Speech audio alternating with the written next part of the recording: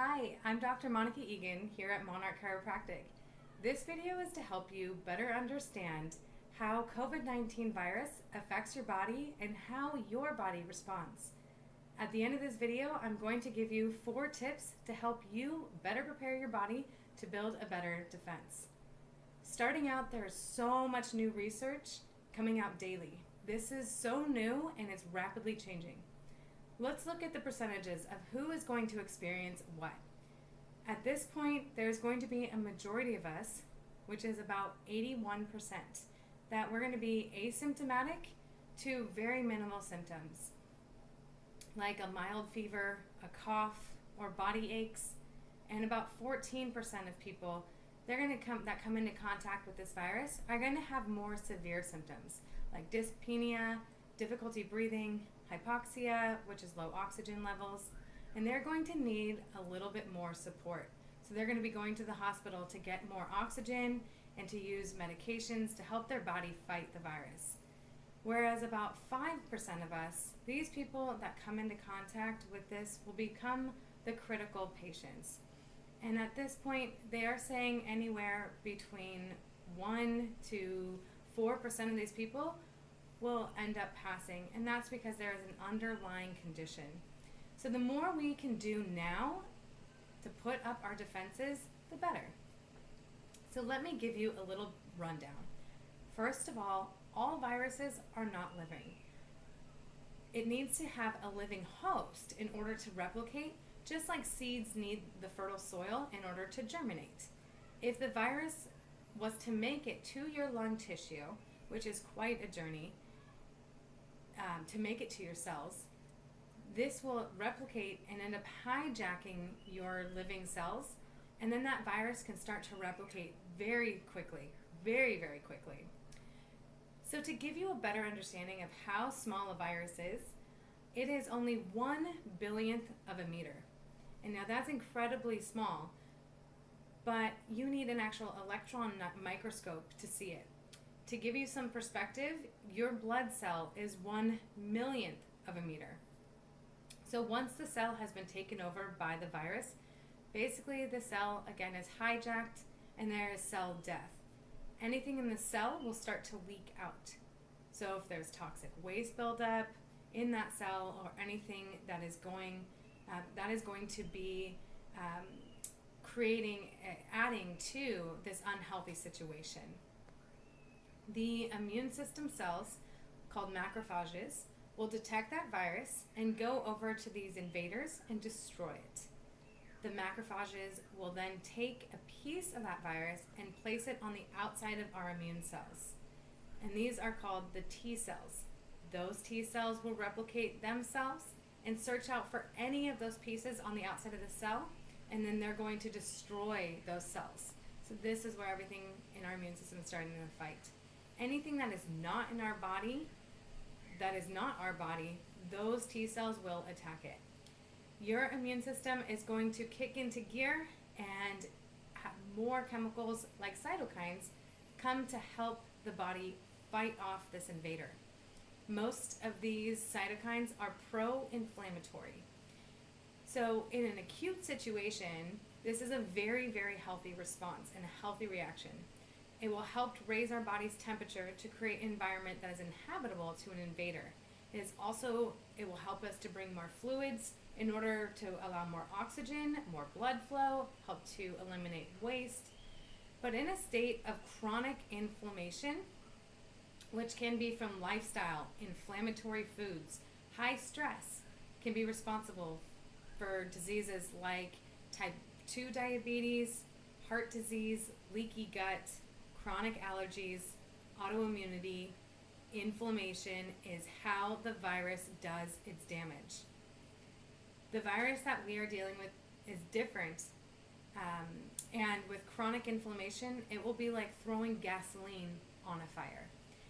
Usually in a normal functioning immune system, the cytokines help us rid our bodies of the pathogens, allergens, and viruses. But the cytokines are actually engulfing our body in more flames, and this is overwhelming to our cells and our immune system. Our immune system is heightened in a very heightened response, more than normal, about a raise of about 25%. And this response is called a cytokine storm. This storm can usually be measured, and they're seeing this happen around day 10. So after day 10 of after being infected, when we come into contact with this virus. So, what is happening in our body? There are three things. The ACE2 receptors are activated, converting to angiotensin 1, causing this vasodilation, which is causing loss of blood pressure, regulation, which is that hypoxia, the low oxygen levels, and cellular destruction, causing a septic into interstitial pneumonia, causing dyspnea or shortness of breath. Some of the known cytokines, so two other cytokines that are being activated are interleukin 1, interleukin 6, interleukin 12, TNF, and all of these cytokines are pro-inflammatory. Usually the interleukin 6 is a mediator and helps to turn down the cytokines, but in this storm there is more deterioration and destruction. So what is being looked at is how do we calm down this storm? So many doctors and medical doctors are working around the clock, and they're trying to find medical medications that will interfere with this cytokine storm. Some are looking to block the inflammation. For start, things like rheumatoid arthritis medications, and some are looking at interleukin 6 inhibitors and how to block this interleukin 6 cytokine, and just helping to prevent or stop the cytokine storm in its tracks or from happening. So some other medications that they're looking at is hydroxychloroquine, which helps to raise the pH of, or the alkaline state within our cells. And viruses cannot replicate in an alkaline state. So, therefore, slowing the attack on the body and allowing the body to gain control. But for now, there are no known medications, and they are still being tested. So a lot of these medications are in a human trial and trying to find that right medication. There's also a pathway within the cell that can be activated called the NRF2 pathway, which has been studied for a long time and has been shown to greatly suppress this interleukin 6 cytokine, which is a big contributor to this cytokine storm, really to any inflammation in the body. So the way these medications are affecting the body and the response from these medications are things that we can actually do naturally to our body. So this makes me really excited. And how to make, so now I just want to make this blanket statement that none of this I'm saying is actually been tested or connected to curing or been tested to COVID-19. So these are just observations. So what they're saying with the medication and what they're trying to look at with the medication, these things we can do, a lot of things we can do naturally and work on more of that prevention. So inflammation is something that we know a lot about and a lot on how to decrease it. So if we can have a better immune system, then the better we can fight and the better we can support our body now and if we come into contact. So these four are: number one, get your regular aerobic exercise. So at least 1 to 2 days per week, minimum. About 30 minutes, just get out, get your heart pumping. Make sure you get it going and you are circulating that oxygen. It is important now more than ever. So help support the immune system and get that circulation in order to pump that oxygen through. It is so necessary. Now let's say you can't exercise, or so let me give you an exercise, because you can do deep breathing. Most of us will do upper respiratory breaths and not get the breaths that we actually need. We call them diaphragmatic breaths. So what you'll do is you'll take belly breaths. So I want you to take 21 deep breaths. Now I recommend you do this sitting or lying down, because we're going to be bringing a lot more oxygen into our body. And so when you're breathing that oxygen, you might feel a little lightheaded. So I recommend that you're going to take 21 deep breaths, and at the end, you're going to be able to hold for 30 seconds to 1 minute. And then you'll let that breath out. And if you can't, then maybe we've got to help and continue to work through the lung and get the lung healthier. So, and you can do that early in the morning when you first wake up, or when you're at the end of the day. Try to do it on more of a light stomach, so that's why I recommend when you wake up before you've eaten, and help to get that help to do some lung workouts, if not aerobic workouts. Number 2, get plenty of rest. I know we hear this all the time, but during our sleep cycles, our body goes through repair and detoxification. This is important to be able to get the proper rest, because we want to make sure our body has enough energy and our immune system is healed. So also the next day, we're not grabbing for these the synthetic energy, like our coffee and our teas, and not to say to completely cut out coffee, but if we can decrease the synthetic energy, the better our body will do. So this will help to decrease stress and stop that stress response. So get your rest. Number 3. Now, I think that this is incredibly important because it's your nutrients, aka your food. It is so important to eat quality, clean food, because what you put in your body becomes your body. It becomes your cells. So if we want good, powered, healthy cells, then we need to have good, power food. So if you want to have a high-functioning cell, eat high-quality food.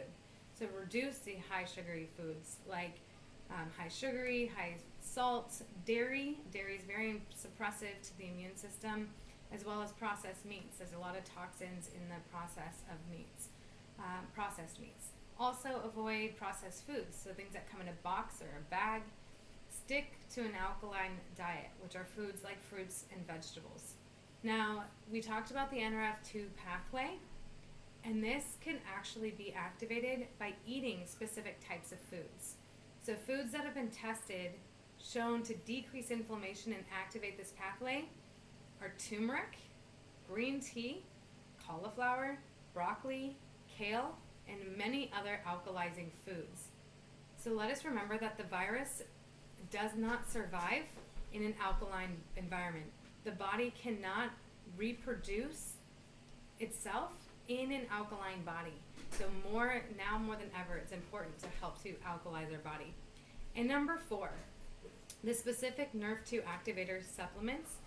These have been here at my office for years, and they have been studied and help to activate that NRF2 pathway.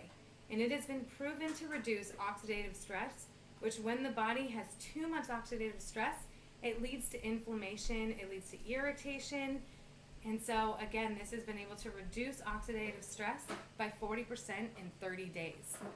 So now, these studies don't just come out of the company that developed it. These come out of studies from Harvard, LSU, Northwestern.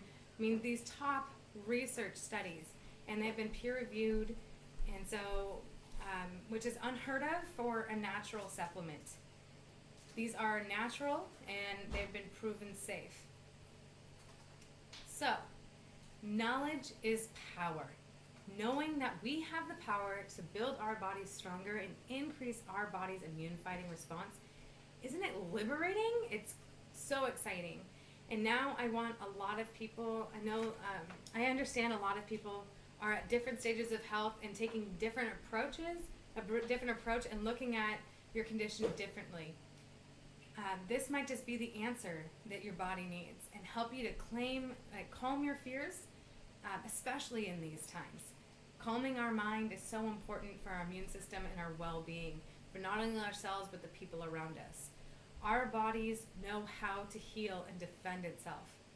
We just need to support it and help that normal innate function that we were born with. So now, when it comes to your health and your family's health, you have the power to choose. You don't have to do anything about it today. But where does that leave you?